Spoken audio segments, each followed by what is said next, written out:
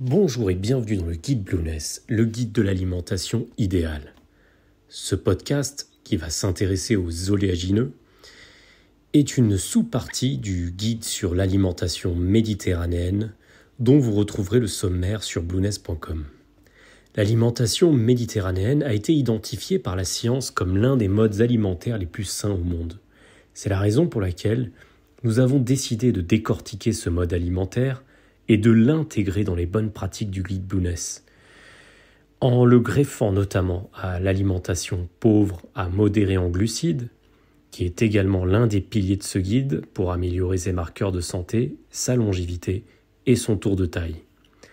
Pour rappel, la diète méditerranéenne, classée au patrimoine culturel immatériel de l'humanité par l'UNESCO, regroupe les habitudes alimentaires traditionnelles de plusieurs pays méditerranéens, du Portugal au Moyen-Orient, en passant par le sud de la France, la Croatie, l'Espagne, la Grèce, Chypre, l'Italie ou encore le Maghreb. Il se caractérise, ce régime, par une consommation prioritaire en légumes, en épices, en légumineuses, en céréales, en huile d'olive, en fruits, en oléagineux, ainsi qu'une consommation donc régulière de poissons, d'œufs et de fromage de produits laitiers, en tout cas de qualité, et enfin une consommation un peu plus limitée de viande rouge et le moins possible de viande et de produits transformés. Le tout évidemment bio.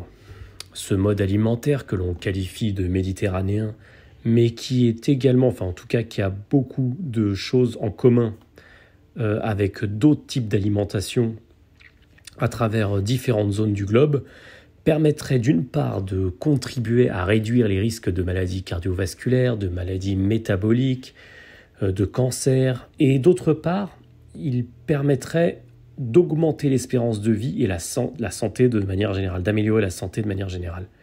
C'est la raison pour laquelle nous l'avons intégré et décortiqué dans le guide Blueness, le guide de l'alimentation idéale. Et donc parmi les aliments vertueux de la diète méditerranéenne, on retrouve justement les oléagineux que nous allons aborder globalement dans ce podcast avant de les traiter en profondeur par groupe d'aliments dans de futurs podcasts. Alors qu'est-ce que c'est que des oléagineux ? Il y a souvent une confusion entre oléagineux, fruits à coque, etc. Voici une façon de mieux les définir. Les oléagineux rassemblent de manière générale les végétaux dont on peut extraire l'huile. Ils existent sous 3 formes. Donc sous forme de fruits secs oléagineux, qu'on appelle également généralement les fruits à coque. Cela regroupe par exemple les amandes, les noix, les noisettes, les pistaches. Ce sont ceux que nous allons traiter dans le prochain podcast.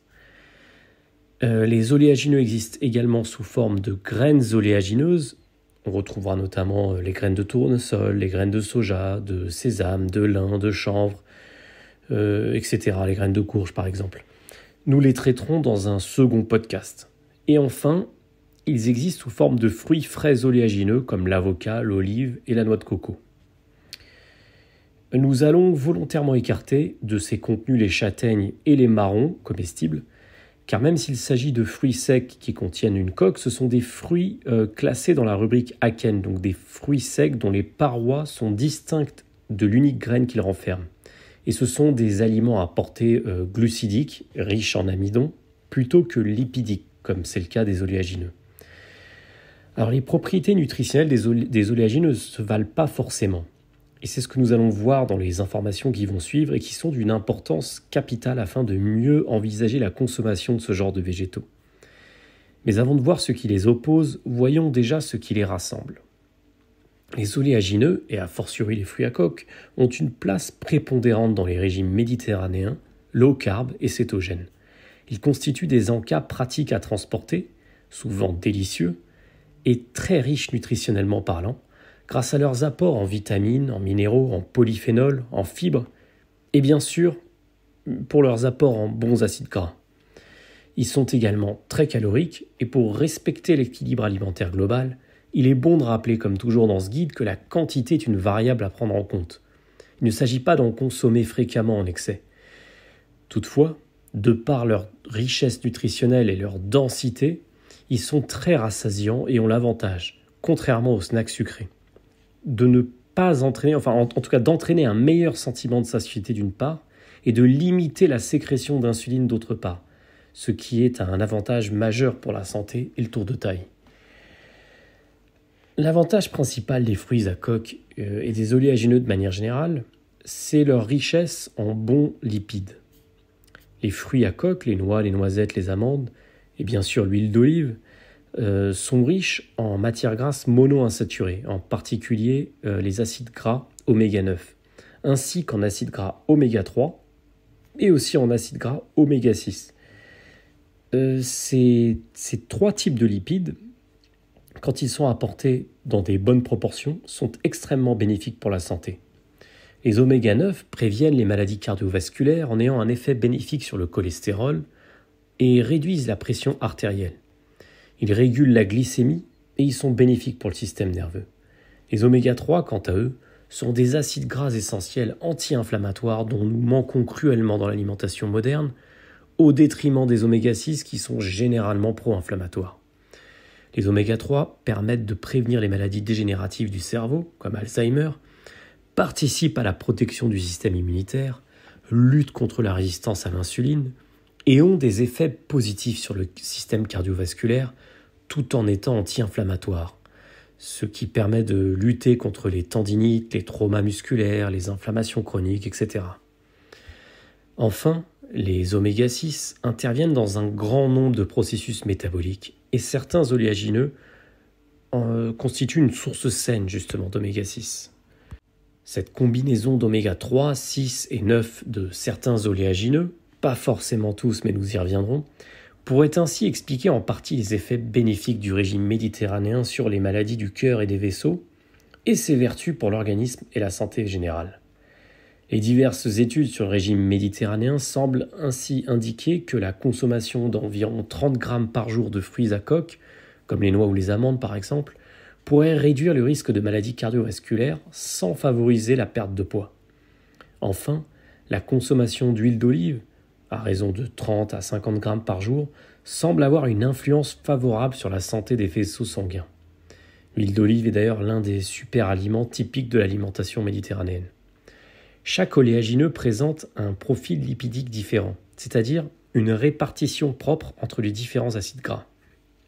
Et en fonction des objectifs de chacun et de l'alimentation globale qu'on peut avoir, on aura tendance à vouloir privilégier certains oléagineux au détriment d'autres afin d'optimiser ces ratios, notamment le fameux ratio oméga 3, 6, 9, comme nous l'avions vu dans le podcast dédié à ce sujet primordial.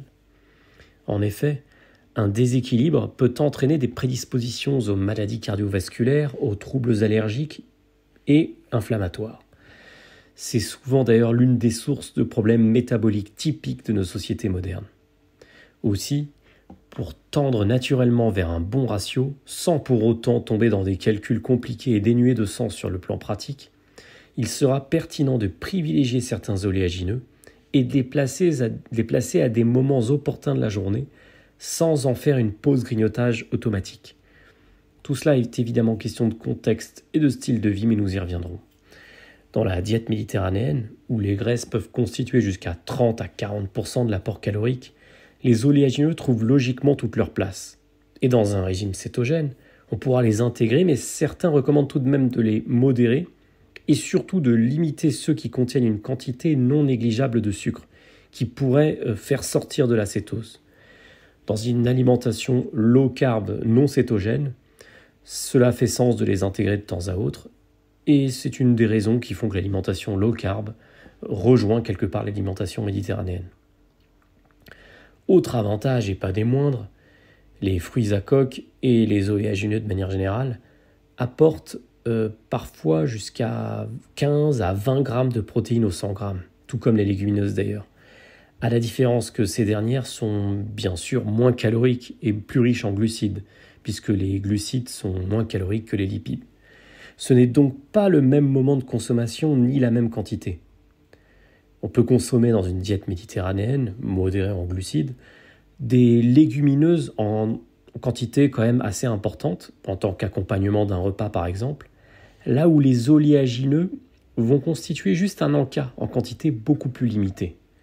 Concernant leur richesse en protéines, les amandes par exemple font partie des fruits à coque les plus protéinés, jusqu'à 20 à 25 grammes de protéines au 100 grammes, soit autant que les lentilles.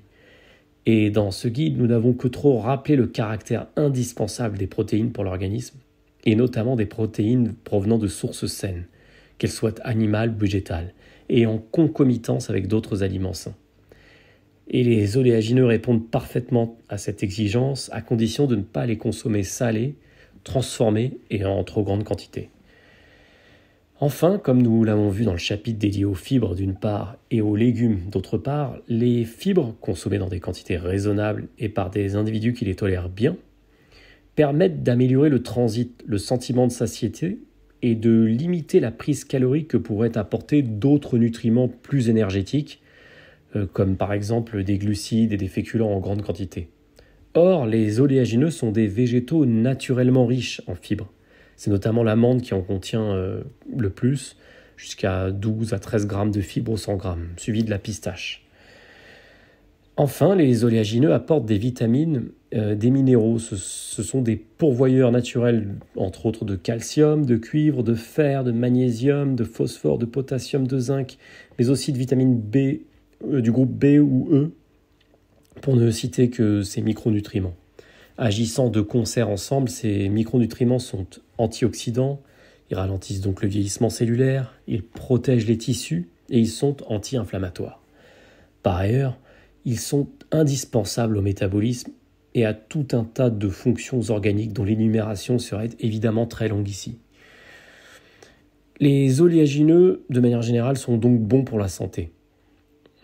Pour les différentes raisons que nous venons d'énumérer, les études ont montré qu'une consommation régulière et modérée d'oléagineux, dans le cadre d'un style de vie cohérent et d'une alimentation globalement saine, donc une consommation régulière est associée à une meilleure espérance de vie, une meilleure santé cardiovasculaire, des capacités cognitives renforcées, une fertilité améliorée et une meilleure récupération, à la fois musculaire et nerveuse. Maintenant que nous avons vu de façon globale l'intérêt d'inclure une poignée d'oléagineux de façon plus ou moins quotidienne ou moins hebdomadaire, en fonction de son style de vie et de ses tolérances alimentaires et de ses préférences aussi, nous verrons dans les prochains contenus, dans le cas où nous aurions choisi de les intégrer, quels seraient les meilleurs oléagineux pour la santé et pour le tour de taille, mais aussi quand, comment et en quelle quantité nous pourrions les consommer. C'est justement l'objet des podcasts prochains, et notamment le prochain qui va dresser la liste ultime des meilleurs fruits secs oléagineux et qui sera suivi par un prochain contenu qui dressera la liste ultime des meilleures graines oléagineuses à consommer pour la santé et pour le maintien d'un poids sain. Vous verrez tout d'abord que certains oléagineux sont à privilégier sur d'autres en fonction de leurs apports, notamment en antioxydants, de leur balance oméga 6, oméga 3, ou de leur teneur plus ou moins élevée en acides gras, et aussi leur teneur en protéines et en fibres. Ensuite, vous verrez que certains oléagineux ne sont pas forcément les bienvenus dans certaines diètes en fonction de certains cas de figure. Enfin, vous allez apprendre à les quantifier, à savoir quand les consommer, afin d'en tirer le meilleur pour la santé, évidemment indépendamment des repas de plaisir. Ainsi, cela vous permettra de ne plus acheter des oléagineux au hasard et de ne plus en consommer un peu n'importe comment, à l'emporte-pièce, sans comprendre leur impact, parfois positif, mais parfois aussi négatif, sur vos marqueurs de santé et aussi sur votre ligne. Le plus important va donc être de comprendre leur composition nutritionnelle, c'est ce que nous allons voir dans le prochain podcast, afin d'adapter leur consommation en fonction des objectifs de chacun, de ses goûts, de ses tolérances alimentaires et de son bol alimentaire global par ailleurs. Pour rappel, le prochain podcast ne concernera que les fruits secs oléagineux, donc amandes, noix, noisettes, pistaches, etc. Et nous aborderons les graines oléagineuses et les fruits frais oléagineux dans les podcasts suivants. Le podcast dédié aux meilleurs fruits secs oléagineux pour la santé et pour la ligne est donc à retrouver directement sur le site Blueness et le contenu sera réservé exclusivement aux membres Blueness. Je vous dis donc à très bientôt pour le prochain podcast.